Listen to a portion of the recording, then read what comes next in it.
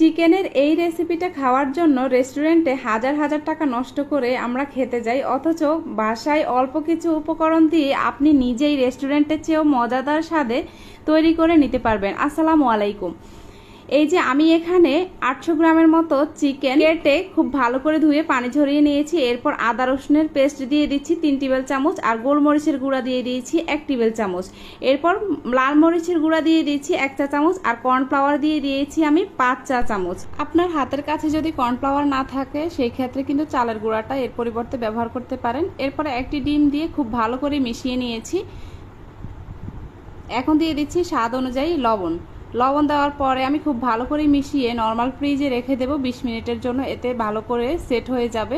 এখানে আমি কিছু মশলা ব্যবহার করব, এগুলোকে খুব ভালো করে আমি পাটায় বেটে নেব।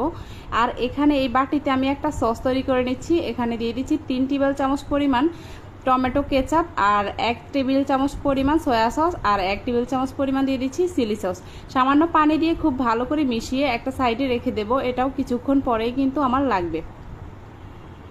এরপর আমি চুলার মধ্যে একটা কড়াই বসিয়ে পর্যাপ্ত তেল হাই হিটে গরম করে নিতে হবে। আর এই চিকেনটাকে কিন্তু হালকা আঁচে ভেজে নিতে হবে। প্রথমে তেলটাকে হাই হিটে গরম করে তারপর চুলার আঁচ কমিয়ে দিবেন। হালকা করে এই চিকেনটাকে আমি ভেজে নেব। ভেজে নেওয়ার পরে কিন্তু আর বেশিক্ষণ সময় লাগবে না এই চিকেনটা তৈরি করতে। আসলে আমরা অনেকেই রেস্টুরেন্টে ছুটে যাই এরকম দামি দামি খাবার খেতে, তবে বাসার মধ্যে আপনি অল্প একটু চেষ্টা করেই কিন্তু এই মজাদার খাবারটা তৈরি করে নিতে পারবেন। এরপর এই তেলের মধ্যে আমি রসুন কুচি দিয়ে দিচ্ছি 1 টেবিল চামচ, আর আদা কুচি দিয়ে দিচ্ছি হাফ টেবিল চামচ। এখানে আমি পেঁয়াজ ফালি করা নিয়েছি 1 কাপ মতো।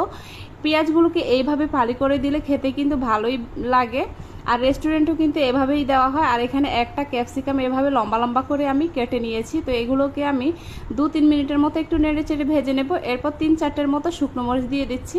আর এখানে আমার ভেজে রাখা চিকেনগুলো আমি সবগুলো একই সাথে দিয়ে দিলাম। এখন সবগুলিকে একসাথে খুব ভালো করে একটু মিশিয়ে নিতে হবে। এরপর আমি তৈরি করে রেখেছি যে সস, এটা এখন দিয়ে দিচ্ছি। এটা দেওয়ার কারণে কিন্তু খুব সুন্দর একটা ফ্লেভার আসবে। খুব ভালো করে একবার মিশিয়ে নিতে হবে।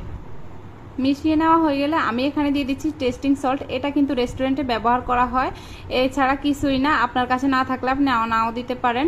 এরপর আমি দিয়ে দিচ্ছি 1 টেবিল চামচ পরিমাণ চিনি, আর দিয়ে দিচ্ছি অনেকগুলো কাঁচামরিচ ফালি করা। আপনি যদি ঝাল কম পছন্দ করেন সেক্ষেত্রে কিন্তু কমিয়েও দিতে পারেন।